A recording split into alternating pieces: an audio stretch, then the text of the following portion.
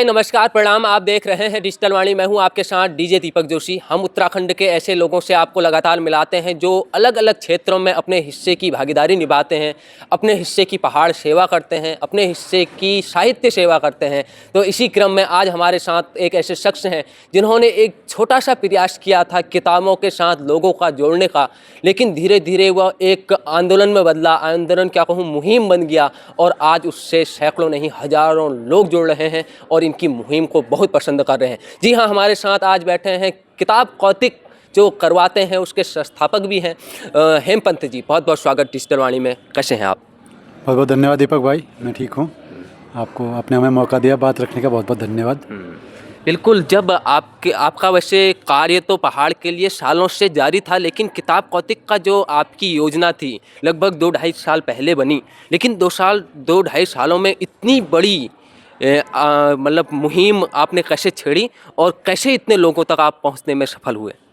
असल में ये मुहिम, ये एक आइडिया था और इसके पीछे एक बहुत बड़ी टीम है जो इस पे काम कर रही है। क्रिएटिव उत्तराखंड 2004-05 में हम लोगों ने दिल्ली में रह के बनाया था और हम लगातार अपनी रोजी रोटी और रोज़गार या नौकरी और धंधे के साथ साथ पहाड़ के साथ जुड़े रहे और पहाड़ में कुछ न कुछ सामाजिक कार्यों में करते रहे। तो कोरोना काल के बाद एक मेयर पहाड़ मेयर पहचान करके हम लोगों ने एक ऑनलाइन इंटरव्यू कार्यक्रम शुरू किया, जिसका उद्देश्य यही था कि पहाड़ के लोग जो पूरी दुनिया में रह रहे हैं उनको लेके कुमाऊनी में इंटरव्यू लेना शुरू किया। तो वो भी बहुत सफल रहा। फिर एक आइडिया ये आया कि यार ये तो वर्चुअल है, ठीक है, लेकिन ऑन ग्राउंड बच्चों के लिए कुछ ना कुछ धरातल पे काम करना चाहिए। तो हमें ऐसा लगा कि किताबें एक ऐसी चीज़ है जिसको सेंटर में रख के कुछ भी मतलब और चीज़ें ऐसी की जा सकती हैं जिससे बच्चों को सीखने को मिले। हमने ये महसूस किया कि बड़े शहरों में बच्चों को काफ़ी कुछ सीखने को मिलता है, उनके पास अवेयरनेस है, उनके पास साधन हैं और काफ़ी चीज़ें उनके लिए होती हैं, लेकिन दूर दराज के इलाकों में पहाड़ के बच्चों को नई चीज़ें, दुनिया में क्या चल रही है, क्या लिखा जा रहा है, टेक्नोलॉजी में क्या चल रहा है, साइंस में क्या चल रहा है, आर्ट में लोग क्या बना रहे हैं, क्या सीख रहे हैं, उनके साथ जोड़ने के लिए हमने एक किताब को लिखकर एक नया कॉन्सेप्ट निकाला। सबसे बड़ी बात यह है कि अभी किताबों को लेकर जब लोग दूरी बना रहे हैं, बड़ी बड़ी मैगजीन्स बंद हो रही हैं, बड़े बुक स्टोर्स बंद हो गए हैं, हम एक उल्टी गंगा बहाने की कोशिश कर रहे हैं कि लोगों को दोबारा किताबों, क्योंकि हमें ये लगता है कि कुछ अच्छी चीज़ें जो हमारे समाज में थी उनको जब तक चाहे ज़िंदा रखा जाए और किताबें कभी ख़त्म नहीं होंगी। किताबें अभी भी बहुत ज़्यादा पढ़ी जा रही हैं क्योंकि जनसंख्या इतनी ज़्यादा है कि लोग पढ़ रहे हैं। अभी भी सेलेक्टेड किताबें, अभी भी इंग्लिश की किताबें करोड़ों में बिकती हैं, हिंदी की किताबें भी लाखों में बिकती हैं जो बड़े राइटर हैं। तो किताबें ख़त्म नहीं हुई हैं, ठीक है, कम पढ़ी जा रही हैं, लेकिन काफ़ी जो लोग पढ़ रहे हैं उनको पढ़ रहे हैं। और इस उद्देश्य को, क्योंकि आजकल एक पेरेंट्स और टीचर्स को हम भी देखते हैं अपने बच्चों में कि मोबाइल की तरफ बहुत रुझान हो रहा है। उससे एक समस्या आ रही है कि बच्चे का शारीरिक मानसिक विकास रुक जा रहा है। ऐसा कहा जाता है कि जब बच्चा किताबों को पढ़ता है तो वो कल्पना में जाता है। वो अगर कहानी पढ़ रहा है तो वो उसका एक सीन बनाता है दिमाग में, एक नदी है, पहाड़ है, परी है, कहानियाँ हैं, जो भी है। लेकिन जब वो विजुअल देखता है, वीडियो देखता है, तो उसको सब कुछ दिख रहा है, फिर उसको दिमाग लगाने की ज़रूरत नहीं। तो जो हमारे मानसिक विकास है वो रुक जा रहा है बच्चों का।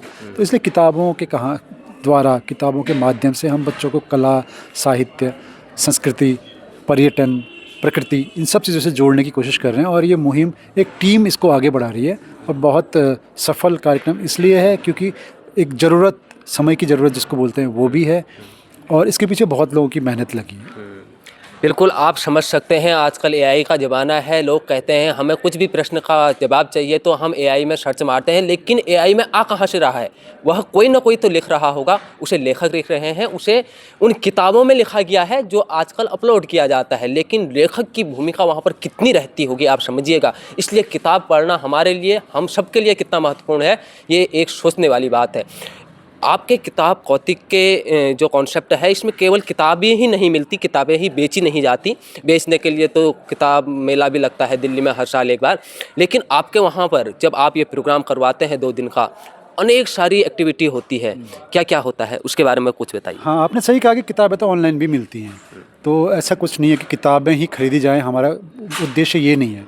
हमारा उद्देश्य ये है कि एक तो किताबें खरीदने का एक अलग मज़ा है। आप जब देखते हैं, पलटते हैं किताबें, जब हम बैजनाथ या द्वाराहाट जैसी इंटीरियर की जगहों में, पिथौरागढ़ जैसी जगहों में मेला करते हैं, तो हमारा उद्देश्य है कि बच्चा आए तो कुछ न कुछ नया सीखे, चाहे वो किताबें पलटे ही सही। पलट के देखे कि कॉमिक्स क्या होती हैं, किस तरह की किताबें छपी जा रही हैं, किस तरह की कहानियाँ लिखी जा रही हैं, साहित्य कितने तरह का होता है। उसके अलावा हम कोशिश करते हैं कि विज्ञान के कुछ खेल वहाँ रखे जाएँ। करियर काउंसलिंग हम उसमें रखते हैं। जो बड़े बड़े एक्सपर्ट हैं खेल के और इंजीनियरिंग के, टेक्नोलॉजी के, उद्योग, स्वरोजगार के लोग, वो बच्चों को ये बताते हैं कि सिर्फ इंजीनियर या डॉक्टर बनना ही करियर नहीं है। आप एक आर्टिस्ट भी बन सकते हो, आप एक कलाकार बन सकते हो, आप एक खिलाड़ी बन सकते हो। बहुत से ऐसी अपॉर्चुनिटीज़ हैं जिस पे किसी का ध्यान नहीं जाता है, लेकिन बच्चों के अंदर एक प्रतिभा ऐसी होती है कि वो उसको डेवलप किया जाए तो अपना करियर खुद चुन सकता है। इस तरह की भी करते हैं हम लोग।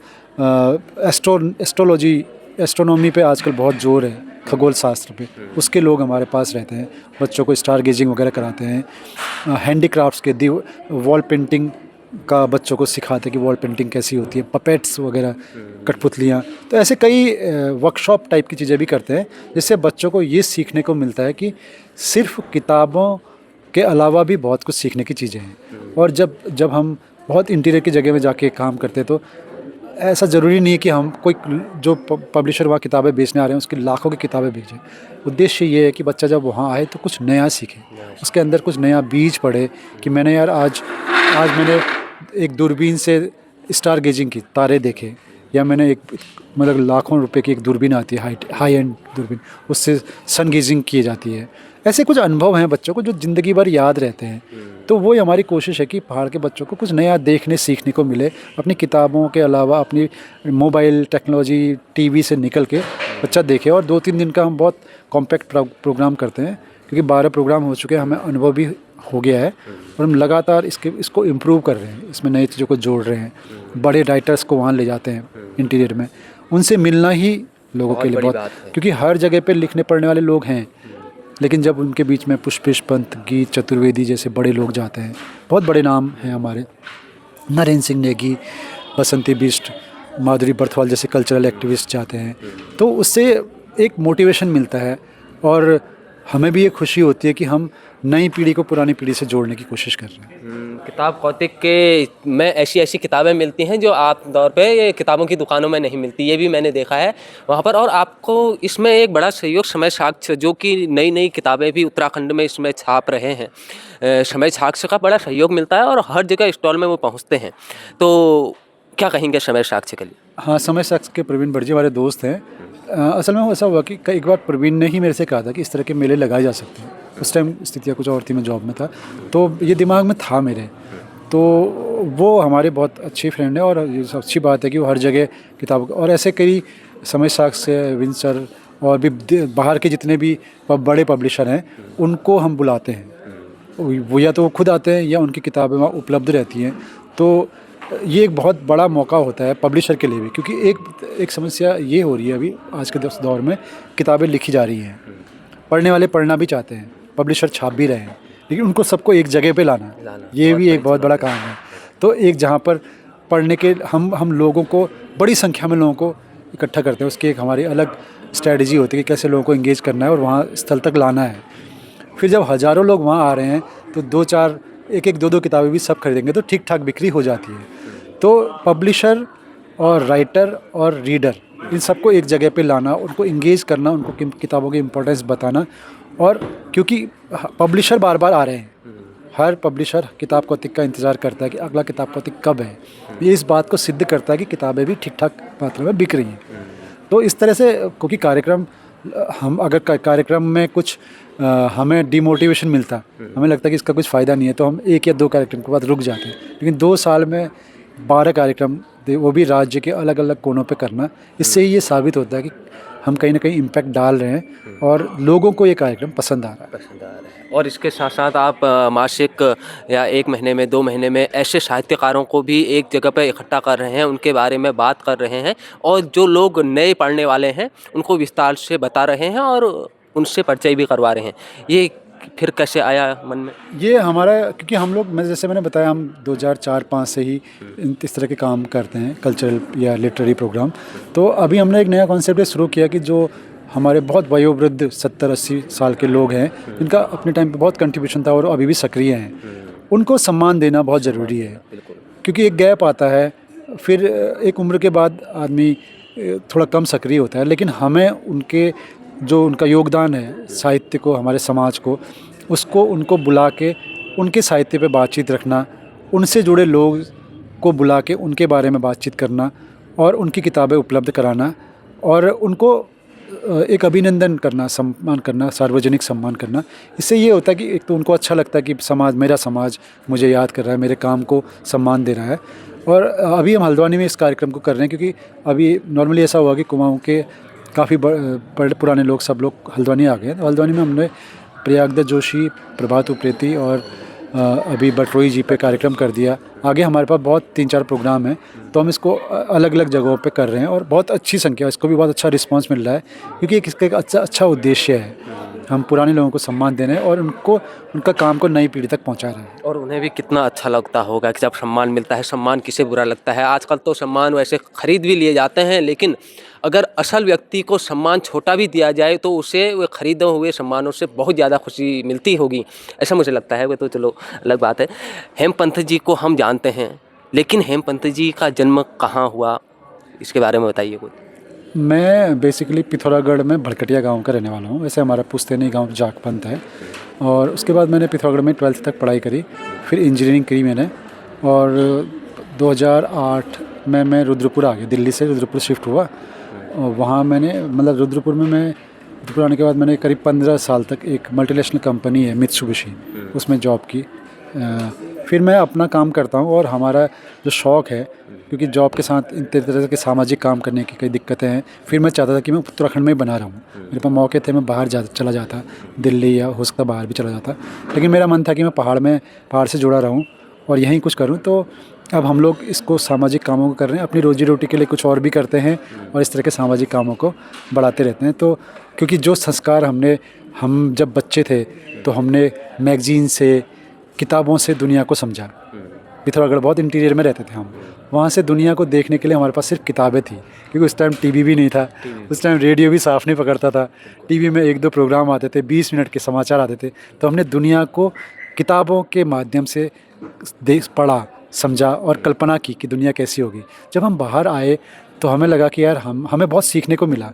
अब हमें लगता है कि हमको समाज को कुछ देना चाहिए अपने, क्योंकि रोजी रोटी तो ठीक है, वो चलता है, सब कमा रहे हैं, खा रहे हैं, लेकिन कुछ तो ऐसे लोग हों जो अपने समाज को, गिविंग बैक टू सोसाइटी जिसको बोलते हैं, अपने समाज को वापस देना। तो भगवान की कृपा से हमने दुनिया को देखा है। मैं कई विदेशों में भी गया हूँ, रहा भी हूँ, देखा है, समझा है। और हम एक इंटेलेक्चुअल लेवल ऐसा हो जाता है कि फिर लगता है कि यार हमें अब अपने समाज के बच्चों के लिए कुछ करना चाहिए। तो एक ऐसा आइडिया डेवलप करते रहते हैं, जैसे चाहे मेरे पहाड़ मेरे पछाड़ हो, चाहे किताब कौतिक हो, ऐसे कई आइडियाज़ हैं जिनको हम एक बार पकड़ते हैं तो फिर उसको आगे बढ़ाते रहते हैं, जिससे कि, और सबसे बड़ी बात है कि समाज उसके प्रति सकारात्मक प्रतिक्रिया देता है। इसलिए भी हम उसको कर रहे हैं, क्योंकि अगर हम कुछ कर रहे हैं उसके लिए वहाँ से रिस्पांस नहीं आएगा सामने से, तो हम भी हतोत्साहित हो जाते हैं। लेकिन हमारे काम में लगातार लोग सपोर्ट कर रहे हैं, इसको आगे बढ़ाने के लिए हमें कभी ज़्यादा संसाधनों की कमी नहीं होती। चैलेंजेस आते हैं, बिना किसी बड़ी मदद के हम छोटी छोटी मदद से इस काम को लगातार आगे बढ़ा रहे हैं और आगे बढ़ाएंगे भी। और अभी ये लोग किताब कौतिक चल रहा है, हम इसमें कुछ चीज़ें जोड़ते जा रहे हैं। हो सकता है 2-3 साल के बाद कुछ और हम इस तरह की चीज़ें करें जिससे कि समाज को और कुछ नया सीखने को मिले। बिल्कुल, हमारे पहाड़ों में भी कहा जाता है, वैसे शहरों में भी कहा जाता है, आप जिस माहौल में रहते हैं आप वैसे ही बन जाते हैं। आप इतने साहित्यकारों के बीच में रहते हैं, लिखने वालों, पढ़ने वालों के बीच में रहते हैं, तो आपने भी सोचा है कुछ लिखने का या कुछ लिखा है अभी तक? असल में मैं कुछ कविताएं वगैरह तो मैं कर नहीं पाता हूँ, लेकिन मैंने लेख लिखे हैं, काफल्ट्री वगैरह में लेख आते हैं, कई मैगजीन्स में मेरे लेख आए हैं। फिर कोरोना काल में ऐसा हुआ कि जब मेरे बच्चे छोटे थे, मेरे जुड़वा बच्चे हैं वत्सल और वसुधा, मैं उनको लोरी सुनाता था सुलाते टाइम। जुड़वा बच्चों को पालना आसान नहीं होता, तो उनको बड़ा अच्छा लगता था। तो मेरे को जितनी याद थी, फिर वो कहते पापा और सुनाओ और सुनाओ। फिर एक ऐसे मेरे को शौक़ आया कि मेरे को ये जो लोरी होती है, पहाड़ की परंपरागत लोरी, उनको कलेक्ट किया जाए। तो मेरे नॉलेज में ये आया कि पहाड़ की लोरियों को, बाल गीतों को कलेक्ट करके कोई किताब नहीं आई, मुझे मिली नहीं, मतलब। तो मैंने ये जिम्मेदारी ली और एक कोरोना काल के बीच में घुघुती बासुती करके हमने एक किताब निकाली। वो उत्तराखंड की परंपरागत बाल गीतों की पहली डॉक्यूमेंटेशन है। उसमें बच्चों की क्रिएटिविटी है और उसमें बाल गीत हैं, त्योहारों के गीत हैं, पढ़ने लिखने के गीत हैं और कुछ गीत ऐसे होते थे जो हम खेलते खेलते बच्चे करते थे, खेलते हुए खेल गीत होते थे। तो वो सब कलेक्ट हैं, उसमें 50-60 गीत हैं। उसको हमने कुछ पहेलियाँ और कुछ इस तरह की चीज़ों को जोड़ के, मुहावरे वगैरह जोड़ के अच्छी किताब बनाई है, छोटी सी अच्छी क्रिएटिव किताब है। और ये बड़ी, उसके 4 संस्करण आ चुके हैं समय साक्ष्य से। 10,000, जैसा कि प्रकाशक ने बताया, 10,000 उसकी प्रतियां बिक चुकी हैं और अब उसका 5वां संस्करण आने वाला है। तो ये भी एक तरह की क्रिएटिविटी है, spreading culture to the next generation. जो पीढ़ी दर पीढ़ी जो बाल गीत, लोक गीत, कथाएँ हमारे पुरखों ने हम तक पहुंचाई हैं, और कुछ चीज़ें नहीं भी पहुंची होंगी, समय के साथ वो गायब भी हो गई, लेकिन अब हमने कोशिश की कि इसको डॉक्यूमेंट कर लिया जाए जितना भी वो बच सके। फिर उस किताब में से कुछ लोग गीत बना रहे हैं, उसको कंपोज करके वीडियो वगैरह बना रहे हैं, तो काम धीरे धीरे ऐसे ही आगे बढ़ रहा है। लेकिन आपकी इतनी आपके बारे में इतना सुना है, बड़ा अच्छा लगता है, लेकिन आप जो ये काम करते हैं ना, इसके पीछे बहुत महत्वपूर्ण होता है। जैसे आपने बात भी की, हमें आम उत्तराखंडी से हेल्प मिलती है और हम इसे करते हैं। क्या आपको कभी सरकार की तरफ से कि आप ये बेहतर कार्य कर रहे हैं, हम आपका सहयोग करना चाहते हैं, आप इसे और आगे ले जाइए, स्कूलों में जाइए, ऐसा कहा गया? असल में इसमें क्या हुआ, पहला प्रोग्राम तो हमने टनकपुर में अपने संसाधनों से किया, वहाँ के लोकल लोगों की मदद से। फिर 2-3 प्रोग्राम हमने मतलब सरकार की तरफ से हमने अप्रोच किया, उन्होंने बोला कि हम सपोर्ट करेंगे। तो जिला प्रशासन पिथौरागढ़, बागेश्वर और चंपावत में हमने 3 प्रोग्राम किए।